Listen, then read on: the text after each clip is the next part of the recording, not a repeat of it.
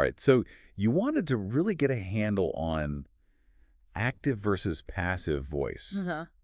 And we found this grammar guide that you sent over. Right. And Yeah.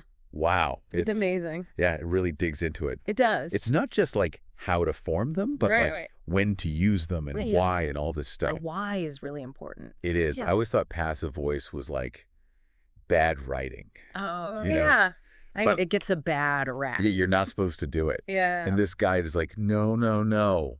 It's a tool. Yeah, it can be really good. Yes. Like for being persuasive Yes. or diplomatic, Uh-huh. that kind of thing. That's really interesting, I think, when you Yeah. start to see how just changing the voice Yeah. can really impact like the focus. The focus and the tone. And yeah, exactly, of your writing. Okay, so let's get down to basics here. Okay. Remind everybody, what is the difference between these two? Okay, so active voice is when the subject is performing the action. Okay. So like a simple example would be the chef baked the cake. Yeah. Right? Subject, verb, object. Exactly. It's very clear. Straightforward. Direct. We know who did what. Yeah. Passive voice flips that around. Okay. So it takes that object and it brings it to the front. Uh-huh. So instead of saying the chef baked the cake, it would be the cake was baked by the chef. Okay. And so now the focus is on the cake. Right. So it's not even about the chef anymore. The chef's role kind of takes a back seat. Yeah. Yeah. And this guide really showed It does. like how that shift Yeah. can really change how people read your writing. Right. One of the things that really stood out to me Yeah. was that the passive voice Mm-hmm.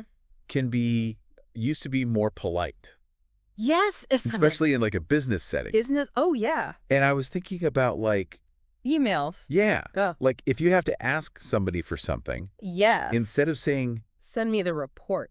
Right. You could say something like, the report is requested, and it sounds much more... it sounds less demanding. Yes. It's less of a direct order. Right. Yeah, it's just a little bit softer. They're like a nudge Yeah. instead of a, Instead of a command. yeah. Mhm. Exactly. And I think a lot of times, Especially if you have to tell your boss to do something. especially with your boss, right? You want to be careful. Be like, hey, do this thing. Right. But, you know, Get you out. can phrase it that way. Yes. And it's much better. Yeah.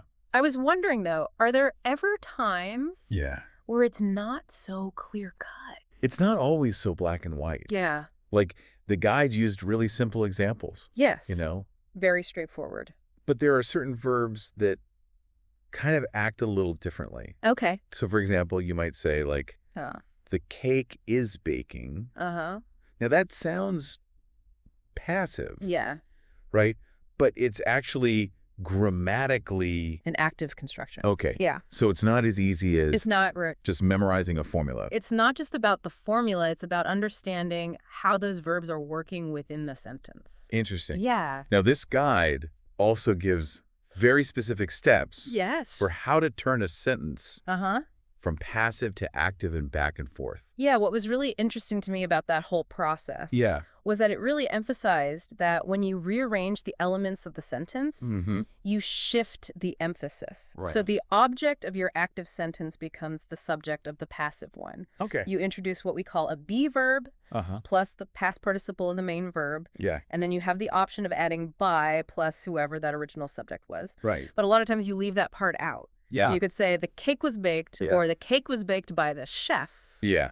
So like in that first example, The cake was baked. we're just talking about the cake. Yeah, it's all about the cake. And we don't even care about the chef. We don't even care about the chef at that point. But if we say by the chef. Right, then we bring the chef back in as kind of like a secondary focus. Yeah, but it's still not the main thing. It's not the main thing. It's still about the cake. It's still about the cake. That's so interesting. Yeah, and that's what I think makes this whole active versus passive thing so powerful. Yeah. Is like, Like a subtle it's a very subtle shift, little trick. but it can have a really big impact on how people interpret what you're saying. Yeah. So how can somebody listening to this Mm-hmm. use this to their advantage? Well, I think when you're thinking about active versus passive voice, Yeah. you really have to connect it to like your overall communication goals. Okay. So like if you need to make a really strong statement, Yeah. active voice is your friend. Go for it. Yeah. Subject, verb, object, boom. Right. You're making a point. But if you want to sound a little bit more objective Mm-hmm. or maybe focus more on the outcome of something rather than who did it, Right. then passive voice can be really, really effective.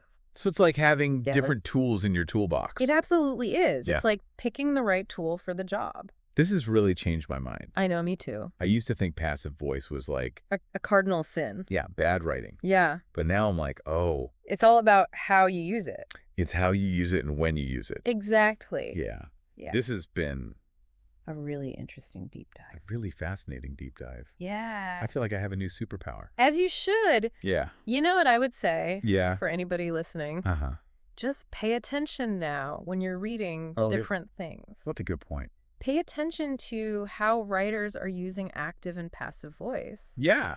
Think about those subtle effects that each voice creates. Yeah. Like, are they using it to persuade? Are they using it to inform or even to entertain you as a reader? Yeah. I think you'll find that it's way more common than you might have thought. Oh, for sure. And now we can recognize it. Yes, exactly. Yeah.